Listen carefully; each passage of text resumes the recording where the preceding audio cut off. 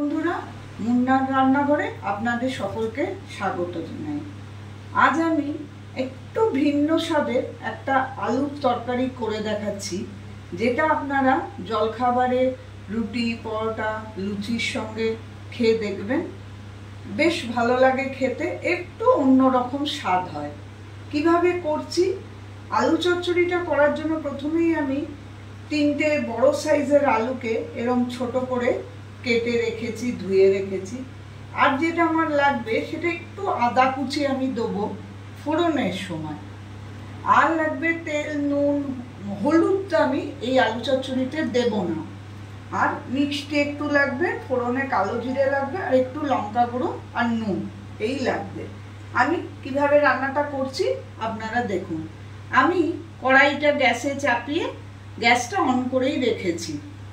এবারে আমি তেল দেবো, এই বড় চামচটা 4 চামচ মতো তেল দেবো।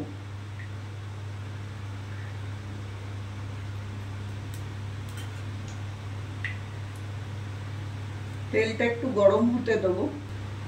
তারপরে আমি কালো জিরে অল্প করে দিয়ে দিলাম।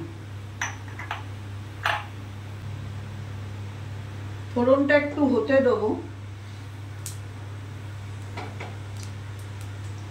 এবারে যেটা করব বন্ধুরা, এই যে ছোট করে আমি এরকম আর কি একটুখানি আদা, আমি যেহেতু আমার আলুর পরিমাণটা এইটুকু, 3টে বড় আলু, তাই আমি এই অল্প করে একটু আদা কুচি করে রেখেছি, যেটা আমি প্রথমে তেলের মধ্যে ফোড়নটা হয়ে যাওয়ার পর দিয়ে দেব।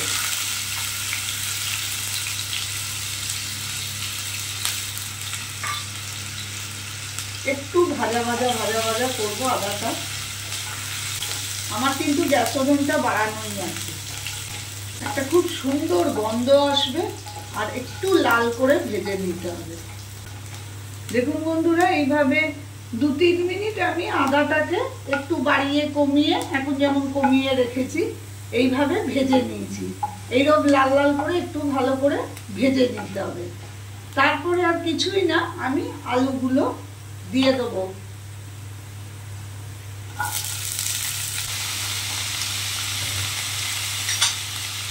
এবারে আমি ভালো করে আলুটাকে কষে নেব।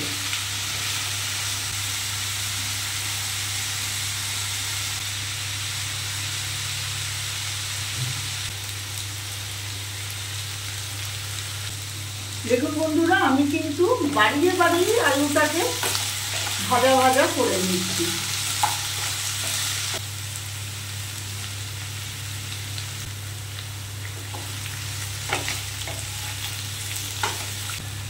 দেখুন বন্ধুরা, আমার আলুটা কিন্তু ভাজা ভাজা হয়ে এসছে।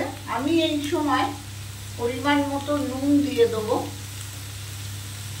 একটুখানি ছোট চামচের 1 চামচ মতো লঙ্কার গুঁড়ো দেবো। আর যেটা দেবো, আমি অল্প করে একটু মিষ্টি দেবো।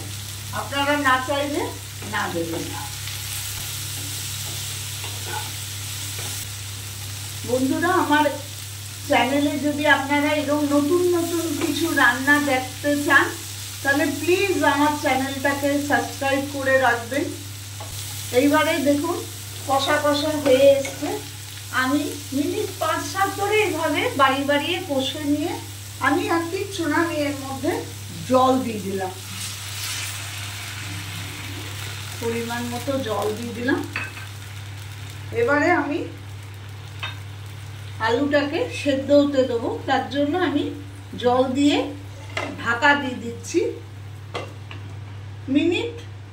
7-8 মিনিটের জন্য আমি ঢাকা দিয়ে দিচ্ছি। প্রথমে একটু বাড়িয়ে ফুটিয়ে নেব, তারপরে আমি আঁচটা কমিয়ে 7-8 মিনিট হতে দেবো, কারণ আমাকে আলুটা তো সেদ্ধ হতে দিতে হবে।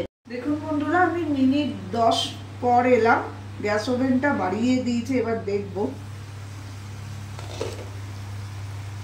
দেখে নিয়ে আলুটা সেদ্ধ হয়েছে কিনা। এরকম পুরো ভালো করে সুন্দর করে সেদ্ধ হয়ে গেছে। একটু আলুগুলো এরকম ভাবে মেরে দেবো।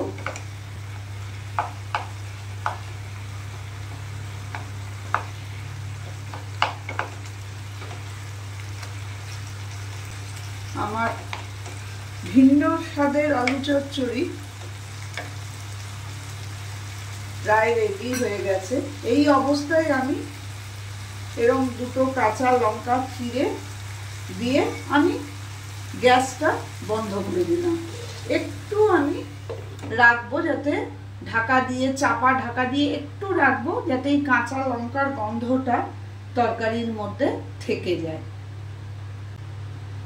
2 মিনিট পর আবার খুললাম। এবারে আমি এটা পরিবেশন করে দেখাচ্ছি। দেখুন বন্ধুরা, আমি সার্ভিং বলে তরকারিটা তুলে নিয়েছি, আর এইভাবে তৈরি হয়ে গেল আমার ভিন্ন স্বাদের আলু চচ্চড়ি। একবার ঘরে আপনারা করে দেখবেন, খুব ভালো লাগে খেতে। আর এটা রুটি, পরোটা সঙ্গে, লুচির সঙ্গে খুব ভালো হয়। একটা সুন্দর গন্ধ বেরোয় আলু চচ্চড়িটা দিয়ে। যদি আমার রান্নাটা আপনাদের ভালো লেগে থাকে তো প্লিজ প্লিজ আমার চ্যানেলটাকে একটু সাবস্ক্রাইব করে দেবেন, লাইক করবেন, শেয়ার করবেন আর কমেন্ট করে যাবেন। আমি হাজিরা হব আবার অন্য কোনো রেসিপি নিয়ে অন্য কোনো দিন।